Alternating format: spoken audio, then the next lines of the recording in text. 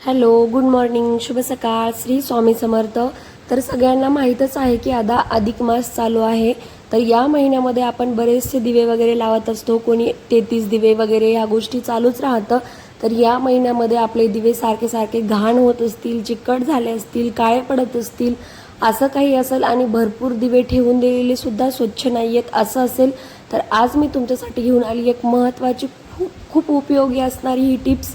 तर आपण पाहूया की हे दिवे अगदी स्वच्छ कसे करायचे. अगोदर तर तुम्ही पाहिलंच किती चकाचक माझे दिवे झालेले आहेत. तर ते मी कसे केले मी ते आज तुमच्यासोबत शेअर करणार आहे.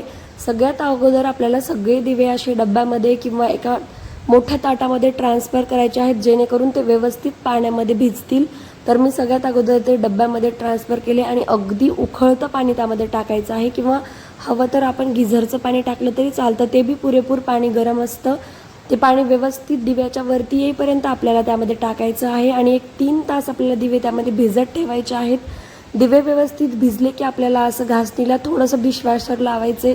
डिशवॉशर किंवा डिश आपण ज्या भांड्याची साबण वगैरे वापरतो ती साबण लावून घ्यायची आहे आणि त्यांनी व्यवस्थित दिवे आपल्याला घासून घ्यायचे आहेत. तर दिव्याचा पूर्णपणे चिकटपणा जातो एकतर गरम पाण्याने आणि नंतर ह्या भांड्याच्या साबणाने आपले दिवे अतिशय स्वच्छ आणि नवीन घेतल्यासारखे सुंदर असे क्लीन होऊन निघतात. तर तुम्ही पाहू शकतात फायनल रिझल्टसुद्धा मी तुम्हाला दाखवते की कशा पद्धतीने माझे दिवे क्लीन झाले होते. हे तर तुम्ही पाहू शकतात.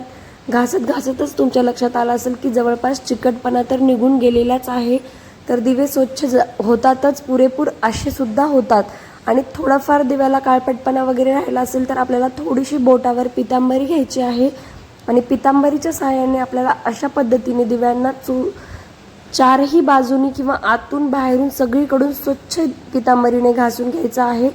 हे घासायच्या वेळेस आपल्या दिव्याला अणिदार कुठे काही असतं तर ते लागायची पुरेपूर शक्यता असते. त्यामुळे काळजीपूर्वक आपल्याला दिवे घासायचे आहेत. आणि फायनली आपल्याला परत एकदा गरम पाण्यात किंवा थंड पाण्यात टाकले तरी चालतात.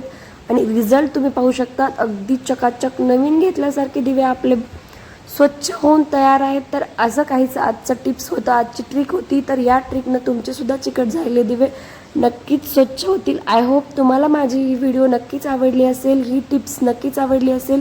टिप्स आवडली असते तर लाईक, कमेंट, शेअर आणि माझ्या चॅनलला सबस्क्राईब करायला विसरू नका. आणखी भेटूयात एका नवीन व्हिडिओसोबत. तोपर्यंत बाय.